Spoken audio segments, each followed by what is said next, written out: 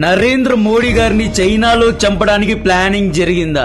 Social మీడియాలో సంచలనంగా మారిన విషయం ఇది. Is there any plot to assassin Indian prime minister by CIA?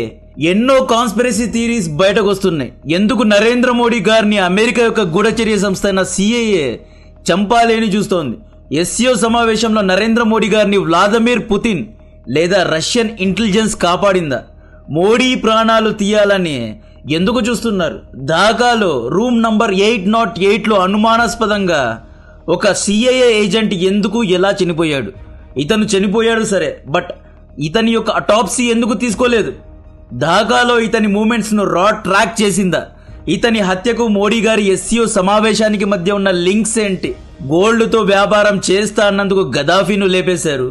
డాలర్తో కాదు, ఇరాక్ కరెన్సీతో వ్యాపారం చేస్తా అన్నందుకు సద్దాం హుసేన్ ను లేపేశారు. సైంట్ మార్టిన్ దీవి ఇవ్వలేదు అని పాపం ఒక పెద్దావిడని, బంగ్లాదేశ్ దేశానికి స్వాతంత్ర్యం ఇచ్చిన ఒక పెద్ద వ్యక్తి కూతురునే గెంటేశారు, దేశం నుండే గెంటేశారు. అమెరికాకు విరుద్ధంగా చాలా గట్టిగా నిలబడ్డాడు అని చెప్పి రష్యాలో ఎన్నోసార్లు పుతిన్ పై కూకు ప్లానింగ్ జరిగింది. 1953లో అండి, మొహమ్మద్ మొసాదిక్ అనే ఒక నాయకుడు ఇరాన్ లో ఉండేవాడు. మొసాదిక్ ఏమన్నాడో తెలుసా? ఆయిల్ ను వెలికి తీసే తెల్ల కంపెనీస్ తట్టాబేడా సర్దుకొని మింగేయండి అని చెప్పి ఇలాగే అన్నాడు. అన్ని సర్దుకొని వెళ్లిపోండి అని ఆయిల్ ను జాతీయం చేశాడు. కట్ చేస్తే మొహమ్మద్ మొసాదిక్ ను జైల్లో వేసి చంపేశారు. చిలీ, కూబా, కాంగో రీసెంట్ గా బషర్ అల్ అసద్ ను ఎత్తి అవతల వేశారు. CIA కు ఇష్టమైన ISIS అఫిలియేటెడ్ గ్రూప్ ను సింహాసనంపై కూర్చోబెట్టారు. అసద్ ఏం చేశాడు? రష్యాతో చేతులు కలిపాడు అని చెప్పి అసద్ నే గెంటేశారు. ఇక్కడ మనోళ్ళలో కొంతమంది అంత సీన్ లేదు, CIA మోడీ గారిని చంపదు, CIA చాలా మంచిది అన్నట్లు మాట్లాడుతున్నారు. బట్ CIA ఏమీ పతివ్రత కాదు. CIA చరిత్ర రక్తంతో రాయబడింది. ఒక దేశంలోని ప్రభుత్వాన్ని కూల్చడంలో CIA డిస్టింక్షన్ చేసింది. పై చెప్పిన నాయకులు చేసినవన్నీ నరేంద్ర మోడీ గారు ఆల్రెడీ చేసేశారు. మోడీ గారు బ్రిక్స్ తో ఎంగేజ్ అయ్యి డాలర్ తో కాకుండా రష్యా నుండి రూపీతో వ్యాపారం చేస్తున్నారు. డాలర్ తో వ్యాపారం చేయను, రూబల్తో వ్యాపారం చేస్తా అంటున్నారు. టిక్ నంబర్ 1 స్వదేశీ మూవ్మెంట్ అంటున్నారు. ఆత్మ నిర్భర్ భారత్ అంటున్నారు. అంటే విదేశీ వస్తువులు వాడద్దు, ఇండియాలోనే వస్తువులను ఉత్పత్తి చేసుకోండి, మేడ్ ఇన్ ఇండియా అంటున్నారు. సెమీ కండక్టర్ చిప్ అంటున్నారు.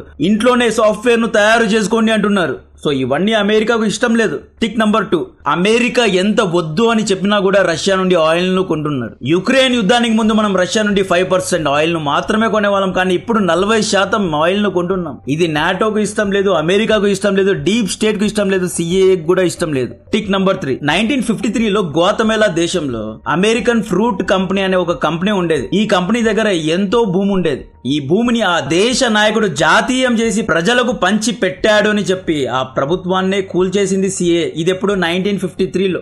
ఇప్పుడు మోడీ గారు ఇండియాలో అమెరికన్ అగ్రికల్చర్ కంపెనీస్ ను రాకుండా చేస్తున్నారు. అమెరికన్ ప్రొడక్ట్స్ పైన చాలా ఎక్కువగా టారిఫ్లు వేస్తున్నారు. ఇది డొనాల్డ్ ట్రంప్ కు ఇష్టం లేదు. టిక్ నంబర్ 4 మోడీ గారిని గద్దె నుండి దింపడానికి లేదా మోడీ గారిని చంపడానికి CIA దగ్గర అన్ని కారణాలు ఉన్నాయి. అన్ని ఓపెన్ బాక్స్ లు టిక్ అయి ఉన్నాయి. మేబీ CIA మోడీ గారిని చంపడానికి ప్లాన్ చేసి ఉండవచ్చు. ఆ యాంగిల్ లో ఒకసారి ఆలోచించండి. లాల్ బహదూర్ శాస్త్రి గారిని కూడా చంపేశారు. సడన్ గా ఆయన చనిపోయారు. ఇప్పటికీ ఆ ఇష్యూ అనేది కాన్స్పిరసీ థియరీ లాగే మిగిలిపోయింది. ఇంకా సింపుల్ గా చెప్తా. వచ్చే 26వ తేదీన ఆసియాన్ లో మలేషియా కౌలాలంపూర్ లో ఆసియాన్ సమావేశం జరగనుంది. ఈ సమావేశానికి మోడీ గారు వెళ్లడం లేదు. ఈ మీటింగ్ కు డొనాల్డ్ ట్రంప్ రానున్నారు. మేబీ షీ కూడా రానున్నారు. యాక్చువల్లీ డొనాల్డ్ ట్రంప్ టీం ఏమన్నారు అంటే ఆసియాన్ సమావేశంలో మోడీ గారిని బైలాటరల్ గా ట్రంప్ కలవనున్నారు అన్నారు. మేబీ ఆర్ మైట్ బి ఈ మీటింగ్ లో ట్రంప్ మనతో ట్రేడ్ డీల్ ను క్లోజ్ చేయనున్నారు. నేను నా లాస్ట్ వీడియోలో చెప్పా కదా, 50% టారిఫ్ నుండి 15% టారిఫ్ ను తగ్గించనున్నారు. ఫిబ్రవరి తర్వాత వ్యాపార యుద్ధం తర్వాత ఆపరేషన్ సింధూర్ సీజ్ఫైర్ డ్రామా తర్వాత భారత్ అమెరికా మధ్య సంబంధాలు క్రాక్ అవుతున్నాయి. ఇలాంటి సమయంలో మోడీ గారికి దొరికిన అవకాశాన్ని ఎందుకు ఉపయోగించుకోవడం లేదు? ఎందుకైనా ఆసియాన్ సమావేశానికి వెళ్లడం లేదు? ఇక్కడ కాన్స్పిరసీ థియరీ ఏంటి అంటే మోడీ గారి ప్రాణాలకు ముప్పు ఉంది. ఈయన్ను చంపడానికి గ్రౌండ్ ప్రిపేర్ అయ్యింది. ఢాకాలో నేపాల్ నుండి ఆపరేటర్స్ ఈయన్ను వేరే దేశంలో చంపడానికి చూస్తున్నారు. ఇండియాలో చంపడం కష్టం కాబట్టి వేరే దేశాల్లో ఈయన్ను చంపి న్యాచురల్ డెత్ గా చిత్రీకరించి భారత్ లో ప్రభుత్వాన్ని దించి తమకు ఇష్టమైన నాయకుడిని కూర్చోపెట్టాలి అని ప్లానింగ్ జరుగుతోంది అనే కాన్స్పిరసీ థియరీస్ మార్కెట్ లో ఉన్నాయి. ఇవన్నీ నిజాలు అని నేను చెప్పడం లేదు. అంత ఈజీగా భారత్ యొక్క డెమోక్రసీని కూల్చలేరు. అలా మీకు ఇష్టం వచ్చిన నాయకుడిని భారత్ లో కూర్చోబెట్టలేరు. 140 కోట్ల జనాభా, ఎప్పటి నుండో ఉన్న డెమోక్రసీ అంత ఈజీగా ఎవరే గాని కూల్చలేరు. బట్ ఇందులో కొన్ని నిజాలైతే ఉన్నాయి. కొన్నిసార్లు సోషల్ మీడియాలో వచ్చే థియరీస్ లో కూడా కొన్ని నిజాలు ఉంటాయి. ఇప్పుడు స్టెప్ బై స్టెప్ అన్ని విషయాలు చెప్తా. ఆగస్టు 31, సెప్టెంబర్ 1 ఈ 2 రోజులు మోడీ గారు టియాన్జిన్ చైనాకు వెళ్లారు. SCO సమావేశంలో ఉన్నారు. పుతిన్ షీతో కలిసి ఫోటోస్ దిగారు. ఇవన్నీ నేను ఆల్రెడీ ఎక్స్ప్లెయిన్ చేశా. ఈ మీటింగ్ మధ్యలో సడన్ గా వ్లాదిమిర్ పుతిన్ మోడీ గారిని తన యొక్క కార్ లో కూర్చోబెడతారు. 45 మినిట్స్ వరకు మాట్లాడతారు. అండ్ ఈ కార్ అనేది పుటిన్ యొక్క ప్రైవేట్ కార్. ఈ కార్ లో ఏం జరిగింది అనేది ఎవరికీ తెలియదు. ఇక్కడ కాన్స్పిరసీ ఏంటి అంటే, ఈ మీటింగ్ లో పుతిన్ మోడీ గారి పైన హత్యాయత్నం జరగనుంది, మోడీ గారిని చంపడానికి ఢాకాలో ప్లానింగ్ జరిగింది అని, ఢాకాలో ఒక వ్యక్తి కూర్చొని ఇదంతా చేస్తున్నారు అనే ఇన్ఫర్మేషన్ మోడీ గారికి లేదా ఇండియా యొక్క ఎక్స్టర్నల్ ఇంటెలిజెన్స్ ఏజెన్సీ అయిన రాకు ఇచ్చారంట. కట్ చేస్తే అదే రోజు ఆగస్టు 31 వెస్టిన్ ఢాకాలో రూమ్ నంబర్ 808 లో టెరెన్స్ ఆర్వెల్లీ జాక్సన్ అనబడే ఒక మాజీ CAA ఏజెంట్ ఆగస్టు 29 ఆ హోటల్లో చెక్ ఇన్ అయ్యారు. ఆ తర్వాత ఆగస్టు 31 రోజు అనుమానాస్పదంగా చనిపోయాడు. ఈయనది న్యాచురల్ డెత్ అని చెప్పి కేసును కొట్టిపారేయడం జరిగింది. ఈయన యొక్క బాడీకి ఆటాప్సీ కూడా చేయలేదంట. ఈ జాక్సన్ అనే వ్యక్తి అమెరికా యొక్క స్పెషల్ ఫోర్సెస్ లో 20 ఏళ్లు పనిచేశాడు. అమెరికన్ CAA లో పనిచేశాడు. ఇతను Asia, south Asia, maybe middle east యొక్క గూఢచర్యం గురించిన ఎన్నో ఆపరేషన్స్ ఆల్రెడీ చేశాడు. ఇంత పెద్ద వ్యక్తి 20 ఏళ్లు అమెరికన్ స్పెషల్ ఫోర్సెస్ లో పనిచేసిన వ్యక్తి ఢాకాలో చనిపోతే ఎటువంటి సౌండ్ రాలేదా? CAA దీని గురించి అసలు ప్రొటెస్టే చేయలేదా? ఇతను ఢాకాలో ఏం చేస్తున్నాడు? SCO సమావేశంలో మోడీ గారిని చంపడానికి ఢాకాలో ప్లానింగ్ జరిగిందా? ఈ వ్యక్తి గురించిన ఇన్ఫర్మేషన్ రష్యన్ ఇంటెలిజెన్స్ మన రాక్ ఇచ్చింది, రానే ఇతన్ని చంపేసింది అనే వార్తలు బయటకు వస్తున్నాయి. బంగ్లాదేశ్ అనేది యాంటీ ఇండియాకు అడ్డగా మారిపోయింది. ఎప్పుడైతే మొహమ్మద్ యూనిస్ డీప్ స్టేట్ యొక్క ఏజెంట్ బంగ్లాదేశ్ కు ఇంటరిమ్ ప్రైమ్ మినిస్టర్ లేదా తాత్కాలిక ప్రధాని లేదా వాట్ ఎవర్ చీఫ్ మినిస్టర్ ఏదో అయ్యాడు కదా, ఈ వ్యక్తి ఎప్పుడైతే బంగ్లాదేశ్ లో దిగాడో అప్పటి నుండి ఢాకాలో CAA యొక్క మూవ్మెంట్స్ పెరిగిపోయాయి. ఢాకాలో తమ యొక్క ప్రెజెన్స్ ను పెంచుకుంది అని చెబుతున్నారు. భారత్ యొక్క ప్రభుత్వాన్ని దించడానికి 3 సార్లు గెలిచిన ప్రభుత్వాన్ని గద్దె నుండి దింపి నాయకుడిని చంపేసైనా భారత్ లో కూచేసి అమెరికన్ ఇంట్రెస్ట్ కు అనుగుణంగా ఉండే ఒక నాయకుడిని, రష్యా నుండి ఆయిల్ ను కొనని, మేడ్ ఇన్ ఇండియా ప్రొడక్ట్స్ ను తయారు చేయకుండా అమెరికన్ ప్రొడక్ట్స్ ను, అమెరికన్ సాఫ్ట్వేర్స్ ను వాడే ఒక నాయకుడిని, అమెరికా యొక్క అగ్రికల్చర్ కంపెనీస్ అన్నిటినీ ఇండియాలో అలో చేసే నాయకుడిని, అమెరికా వస్తువులపైన టారిఫ్ ను తగ్గించే ఒక నాయకుడిని ఇండియాలో కూర్చోపెట్టాలి అని ప్లానింగ్ జరుగుతోంది. ఢాకాను సెంటర్ కమాండ్ చేశారు. భారత్ యొక్క తలరాతను ఎవరో కొంతమంది ఏజెంట్లు ఢాకాలో కూర్చొని రాస్తున్నారు. సో ఇవన్నీ కాన్స్పిరసీ థియరీస్ అండి. ఇందులో 50% నిజాలు ఉండొచ్చు, 50% అబద్ధం కూడా ఉండొచ్చు. నేను ఇక్కడ ఎటువంటి ప్రూఫ్స్ ను చూపించలేను. ఈ కాన్స్పిరసీ థియరీకు ఆజ్యం పోసింది మోడీ గారి ఈ స్పీచ్. ఫస్ట్ ఈ స్పీచ్ ను ఒకసారి వినండి. कल रात ही मैं जापान और चीन की यात्रा करके वापस लौटा हूं.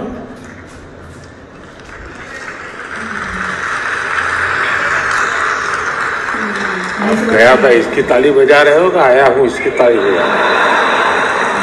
ఈ స్పీచ్ లో ఆయన ఏమన్నారు అంటే, నేను చైనాకు వెళ్ళినందుకు మీరు చప్పట్లు కొడుతున్నారా లేదా తిరిగి క్షేమంగా ఇండియాకు వచ్చినందుకు చప్పట్లు కొడుతున్నారా అని ఇండైరెక్ట్ గా ఎవరికో హింట్ ఇచ్చినట్టు ఈయన మాట్లాడారు. మేబీ నా లైటర్ నోట్ లోనే మాట్లాడి ఉండవచ్చు లేదా క్యాజువల్ గానే మాట్లాడి ఉండవచ్చు. బట్ సోషల్ మీడియాలో దీన్ని డిఫరెంట్ గా లింక్ చేస్తున్నారు. జాక్సన్ ఢాకాలో అదే రోజు చనిపోయారు.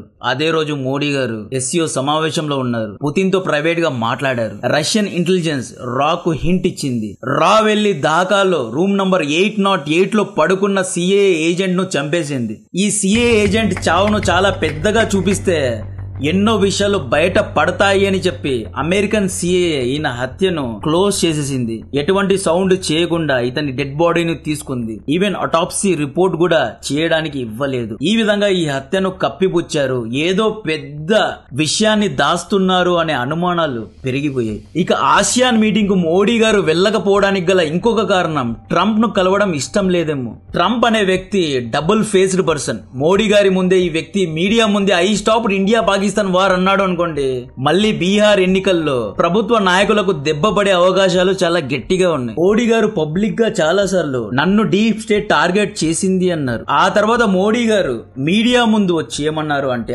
అమెరికా తమ వస్తువులపైన టారిఫ్ ను 0 చేయాలి అని చెబుతోంది. ఇలా చేస్తే అమెరికన్ అగ్రికల్చర్ ప్రొడక్ట్స్ అన్ని ఇండియాలో వచ్చేస్తాయి, ఇండియన్ ప్రొడక్ట్స్ ను ఎవరూ కొనరు, American milk, American curd, American yogurt, ఇలా అమెరికన్ ప్రొడక్ట్స్ ని అందరూ కొంటారు. ఈ విధంగా $200 to $300 బిలియన్ భారత్ యొక్క రైతులు నష్టపోతారు. రైతుల కోసం, భారతదేశ హితం కోసం నేను అమెరికన్ డిమాండ్స్ కు ఒగ్గను. దీని కారణంగా కొంతమంది నన్ను పర్సనలీ టార్గెట్ చేయగలరు. నన్ను పర్సనలీ టార్గెట్ చేసినా కూడా రైతుల కోసం నేను ఈ ఒత్తిడిని తీసుకుంటా అని చెప్పారు. 2024 ఎన్నికల సమయంలో కూడా మోడీ గారు ఏమన్నారు, అమెరికన్ డీప్ స్టేట్ నన్ను టార్గెట్ చేస్తోంది అని అఫీషియల్ గానే చెప్పారు. బీజేపీ నాయకులు ఏమన్నారు, కంప్లీట్ వెస్ట్ ఈకో సిస్టమ్ మమ్మల్ని టార్గెట్ చేస్తోంది అన్నట్టు చాలా సార్లు చెప్పారు. సో ఇక్కడ ఆల్రెడీ మోడీ గారు, బీజేపీ ప్రభుత్వం వీళ్ళందరూ ఆల్రెడీ చెప్పేశారు, deep state, western eco system, left leaning, extreme left leaning పార్టీలందరూ మా పైన టార్గెట్ చేస్తున్నారు. మేము 3 సార్లు గెలిచాము, 3 సార్లు గెలిచినా కూడా వీళ్ళు ఏవేవో లేమ్ రీజన్స్ ఇస్తున్నారు, మమ్మల్ని గద్దె నుండి దింపడానికి, డెమోక్రసీ పైన నమ్మకం లేకుండా చేయడానికి చేస్తున్నారు అన్నట్లు డైరెక్ట్ గానే వీళ్ళు అమెరికన్ డీప్ స్టేట్ యొక్క హింట్ ను ఇచ్చారు. కొన్ని సార్లు సోషల్ మీడియాలో వైరల్ అయ్యే న్యూస్ లో కూడా కొన్ని నిజాలైతే ఉంటాయి. నేను పై చెప్పిన వాటికి అన్నిటికీ ఆధారాలు ఉన్నాయా అంటే, నేను చేసే ప్రతి వీడియోలో ప్రూఫ్స్ పెడతా. ఈ వీడియోలో ప్రూఫ్స్ లేవు. మీకు తెలిసింది, మీకు అర్థమైంది కమెంట్ రూపంలో తెలియజేయండి. కంటెంట్ నచ్చితే వీడియోను లైక్ చేయండి, ఛానల్ సబ్స్క్రైబ్ చేసి అందరికీ షేర్ చేయండి. జై హింద్.